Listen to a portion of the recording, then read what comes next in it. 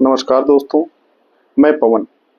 21 सितंबर 2024 को बेंगलुरु के वयाली कवल इलाके में 6 क्रॉस पाइपलाइन रोड पर एक 3 मंजिला बिल्डिंग के पास में रहने वाले पड़ोसियों ने उस बिल्डिंग के मालिक को फोन किया और बताया कि उनकी बिल्डिंग के एक मकान में बहुत गंदी बदबू आ रही है और ये बदबू धीरे धीरे बढ़ती जा रही है। उन पड़ोसियों ने मकान मालिक को आगे बताया कि जब हमने जाकर उस कमरे को देखा तो वहां पर बाहर से ताला लगा हुआ था और बदबू इतनी खतरनाक थी कि यहाँ पर खड़े होना भी बहुत मुश्किल हो रहा था। पड़ोसियों ने उस मकान मालिक से कहा कि आप एक बार यहाँ आकर देख लीजिए। इस घटना के बारे में पता चलते ही मकान मालिक तुरंत अपनी उस बिल्डिंग पर पहुंचे। उस समय वहां पर पड़ोस के लोग भी बाहर ही खड़े थे। दरअसल उस बिल्डिंग के फर्स्ट फ्लोर पर इस घटना से करीब 5 महीने पहले महालक्ष्मी नाम की एक नई किराएदार आई थी। वो नेपाल की रहने वाली थी। महालक्ष्मी वहां पर अकेले ही रहती थी। पड़ोसी भी उसे ज्यादा नहीं जानते थे। इसकी वजह यह थी क्योंकि महालक्ष्मी हर रोज सुबह 9:30 बजे अपने घर से निकलती थी और फिर रात 10:30 बजे के बाद ही वो अपने घर लौटती थी। महालक्ष्मी की माँ और बहन भी बेंगलुरु में ही रहते थे। लेकिन फिर अचानक 2 सितंबर को महालक्ष्मी का फोन बंद हो गया। उसकी माँ और बहन लगातार उसके नंबर पर फोन करते रहे, लेकिन महालक्ष्मी ने उनका फोन नहीं उठाया। इसी बीच 20 सितंबर को कुछ पड़ोसियों ने उस बिल्डिंग के मालिक को फोन करके बताया कि बंद पड़े महालक्ष्मी के घर के अंदर से बहुत अजीब सी बदबू आ रही है, क्योंकि रेंट एग्रीमेंट के समय महालक्ष्मी ने इमरजेंसी के तौर पर बेंगलुरु में ही रह रही अपनी माँ और बहन का एड्रेस और फोन नंबर दिया था। इसलिए मकान मालिक तुरंत महालक्ष्मी की माँ को फोन करता है और उन्हें महालक्ष्मी के कमरे से आ रही बदबू के बारे में बताता है। महालक्ष्मी 2 सितंबर को गायब हुई थी, यानी बीते 19 दिनों से महालक्ष्मी से उसकी माँ की कोई बातचीत नहीं हुई थी। और अब मकान मालिक की बात सुनकर वो बहुत घबरा गई थी, क्योंकि महालक्ष्मी के घर की एक चाबी माँ के पास ही रहती थी। इसलिए वो तुरंत चाबी लेकर अपनी दूसरी बेटी के साथ महालक्ष्मी के घर पर पहुंच गई। इसके बाद मकान मालिक और कुछ पड़ोसियों की मौजूदगी में घर का दरवाजा खोला गया, लेकिन दरवाजा खुलते ही घर के अंदर से बहुत तेज और खतरनाक बदबू आने लगी, जिसकी वजह से सभी लोग पीछे हट गए। लेकिन कुछ देर बाद थोड़ी हिम्मत करके वो लोग फिर से अंदर जाते हैं। वहां फर्श पर हर तरफ खून फैला हुआ था और मांस के कुछ छोटे छोटे लोथड़े भी पड़े हुए थे। सूखे हुए खून की एक लकीर उस कमरे में रखे फ्रिज की ओर जा रही थी और जैसे ही उस फ्रिज का दरवाजा खोला गया तो वहां पर मौजूद सभी लोग चीखते हुए कमरे से बाहर भाग गए, क्योंकि उस एक लम्हे में उन्होंने जो कुछ फ्रिज के अंदर देखा था वह दिल को दहला देने वाला था। इसके बाद मकान मालिक ने इस घटना की जानकारी तुरंत पुलिस को दे दी। आनन फानन में पुलिस भी मौके वारदात पर पहुंचती है और उस कमरे में जाती है, लेकिन वहां पर बदबू इतनी तेज थी कि उनसे अंदर नहीं रुका गया। पुलिस टीम भी तुरंत बाहर निकल आई। इसके बाद डबल मास्क मंगाया जाता है और उस डबल मास्क के साथ पुलिस फिर से कमरे के अंदर जाती है। फ्रिज का दरवाजा खुला हुआ था। उसमें रखा हुआ सब कुछ दूर से ही दिखाई दे रहा था।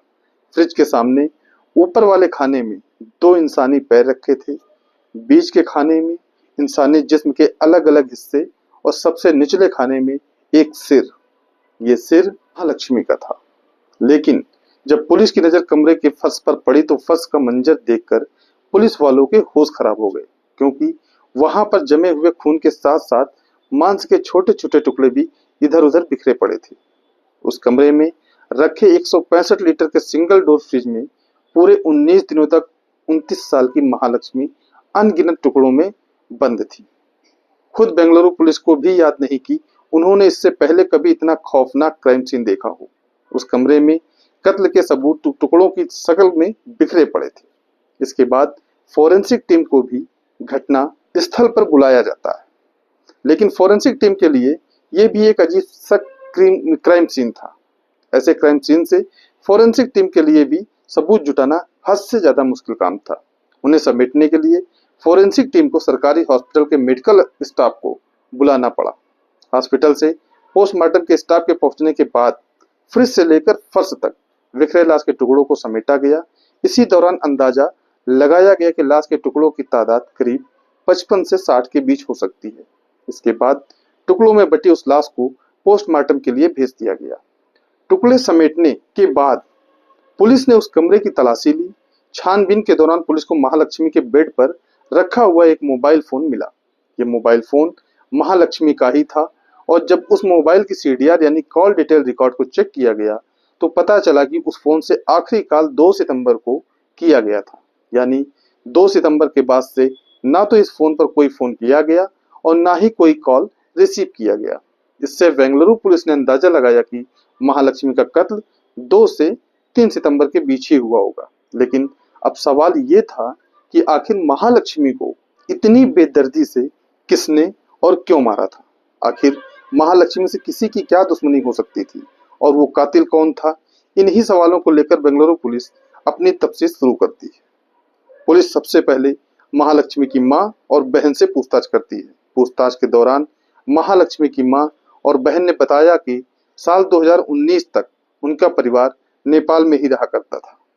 साल 2019 में ही महालक्ष्मी के घरवाले ने उसकी शादी हेमंत दास के साथ एक नेपाली लड़के से करा दी। शादी के बाद महालक्ष्मी और हेमंत दोनों रोजगार और बेहतर भविष्य की उम्मीद से नेपाल से बेंगलुरु आ गए।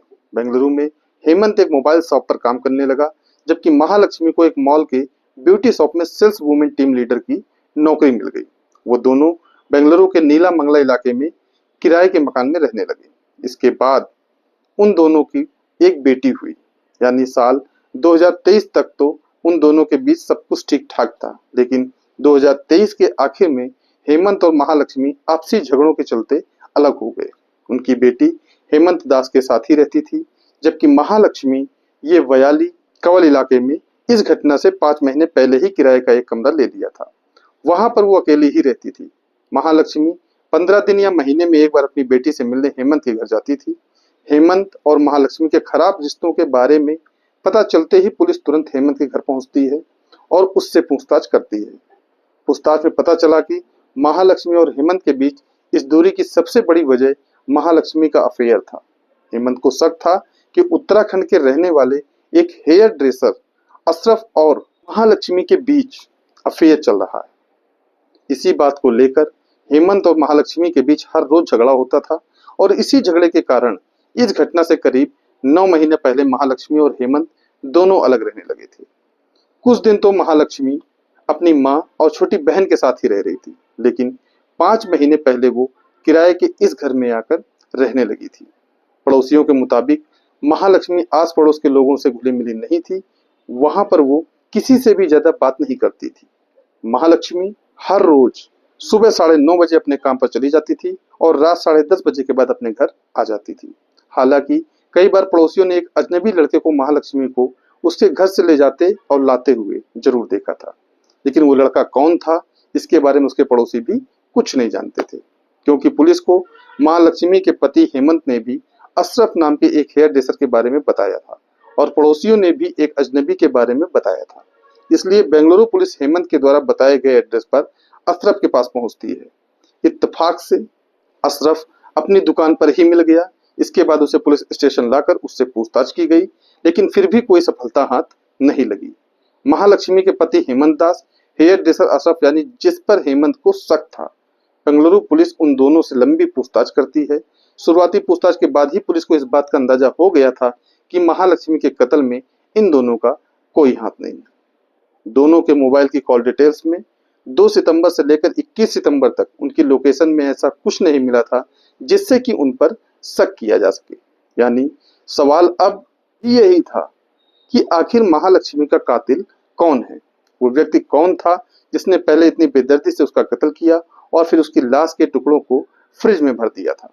लेकिन जब कातिल का पता लगाने के लिए बेंगलुरु पुलिस ने महालक्ष्मी की कॉल डिटेल्स को चेक किया तो उससे पुलिस को शक की सुई एक अजनबी की तरफ घूम गई। पुलिस का कहना था कि उस अजनबी के बारे में उनके पास सारी जानकारी है और उन्हें उसका नाम भी पता है। यहाँ तक कि पुलिस को यह भी पता था कि महालक्ष्मी के कत्ल के बाद वो व्यक्ति बेंगलुरु से फरार हो चुका है। उस समय पुलिस उनके नाम का खुलासा सिर्फ इसलिए नहीं करना चाहती थी ताकि वो अलर्ट ना हो जाए। पुलिस की जांच में यह भी पता चला कि 2 सितंबर यानी जिस दिन से महालक्ष्मी गायब हुई और जब उसका मोबाइल बंद हुआ था, तब से महालक्ष्मी के घर पर कोई भी नहीं आया था। यहाँ तक कि पड़ोसियों ने 2 सितंबर को भी लक्ष्मी के घर से कोई ऐसी आवाज नहीं सुनी थी जिससे उन्हें कुछ शक होता। लेकिन घटनास्थल की हालत को देखने के बाद पुलिस का मानना यही था कि महालक्ष्मी का कत्ल इसी कमरे में हुआ है। पुलिस का इस थ्योरी के पीछे की वजह यह थी क्योंकि जिस इलाके में महालक्ष्मी रहती थी वहां पर किसी लाश को लेकर पहली मंजिल तक ले जाना मुमकिन नहीं था। वहां पर कोई भी कातिलों को आसानी से देख सकता था। इसलिए पुलिस का कहना था कि हो सकता है कत्ल से पहले महालक्ष्मी को बेहोशी या नींद की दवा दी गई हो, जिसकी वजह से घटना के समय घर से कोई भी आवाज बाहर नहीं आई। क्योंकि जिस तरह से लाश के टुकड़े किए गए थे उसको देखकर भी पुलिस को अंदाजा यही था कि ये कत्ल जल्दबाजी में नहीं किया गया है। यानी कातिल ने घर के अंदर तसल्ली से उस लाश के टुकड़े किए। कत्ल के बाद भी वो कई घंटे तक उस कमरे में ही रहा हो सकता है या पूरी रात ही उसी कमरे में रहा हो। लेकिन सबसे बड़ी हैरानी इस बात पर थी कि किसी ने भी कातिल को आते या जाते हुए नहीं देखा था। अभी ये सारी चीजें चल ही रही थी, तभी अचानक एक दिन पुलिस के पास एक व्यक्ति का फोन आया। उसने पुलिस को बताया कि महालक्ष्मी का कत्ल उसके भाई मुक्तिरंजन ने किया है। मुक्तिरंजन भी वहीं पर काम करता था। यहीं पर काम करते करते मुक्ति और महालक्ष्मी की दोस्ती हुई और ये दोस्ती कब प्यार में बदल गई उन दोनों को पता ही नहीं चला। जहां मुक्तिरंजन महालक्ष्मी को दुनिया की सारी खुशियां देना चाहता था, उसके साथ जिंदगी बिताना चाहता था, तो वहीं महालक्ष्मी की दोस्ती और भी कई लड़कों से थी, जिसकी वजह से मुक्तिरंजन के मन में गुस्सा और नफरत पैदा होने लगी। फिर उन दोनों के बीच लड़ाई झगड़े शुरू होने लगे। फिर 1 सितंबर को फोन पर महालक्ष्मी ने अपने घर पर कहा कि इस शनिवार वो माँ से मिलने आ रही है। लेकिन उस दिन मुक्तिरंजन और महालक्ष्मी के बीच झगड़ा इतना ज्यादा बढ़ा कि उसने महालक्ष्मी के घर में ही उसके टुकड़े करके फ्रिज में भर दिए। पुलिस के मुताबिक कत्ल करके मुक्तिरंजन ने अपने भाई को फोन किया और उसे तुरंत किराए का घर खाली करने को कहा। लेकिन जब मुक्तिरंजन के भाई ने उससे घर खाली करने की वजह पूछा तो उसके भाई ने कहा, मैं इस बारे में फोन पर बात नहीं कर सकता, वह घर पहुंचकर उसे सब कुछ बताएगा। मुक्तिरंजन के भाई ने खुलासा किया कि वो कत्ल करके अपने किराए के घर पर आया था और अपने भाई को बताया कि उसने महालक्ष्मी का कत्ल करके उसके टुकड़े कर दिए हैं। अब वह इस शहर में नहीं रह सकता, इसलिए पुलिस से बचने के लिए वो अपने पैतृक घर उड़ीसा जा रहा है। इस बात की जानकारी होते ही उसके भाई ने पुलिस को सूचना दे दी। लेकिन जब तक पुलिस को पता चला वह फरार हो चुका था। उसका फोन भी लगातार स्विच ऑफ आ रहा था, जिसकी वजह से मुक्तिरंजन का सही लोकेशन पता लगाने में मुश्किल हो रही थी। लेकिन फिर 25 सितंबर को जानकारी मिली कि उड़ीसा के भद्रक में कुलपारा कब्रिस्तान के पास मुक्तिरंजन ने अपनी जान दे दी। साथ में उसने एक नोट में लिखा था कि वह उससे बहुत बड़ी गलती हो गई है, जिसकी वजह से वो ये कदम उठा रहा है।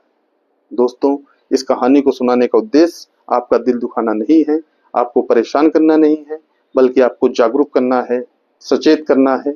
इस वीडियो में अपना कीमती समय देने के लिए आपका धन्यवाद। आप जहां भी रहें, सतर्क रहें, स्वस्थ रहें और सुरक्षित रहें। मिलते हैं फिर किसी नई वीडियो में नई कहानी के साथ। जय हिंद, जय भारत।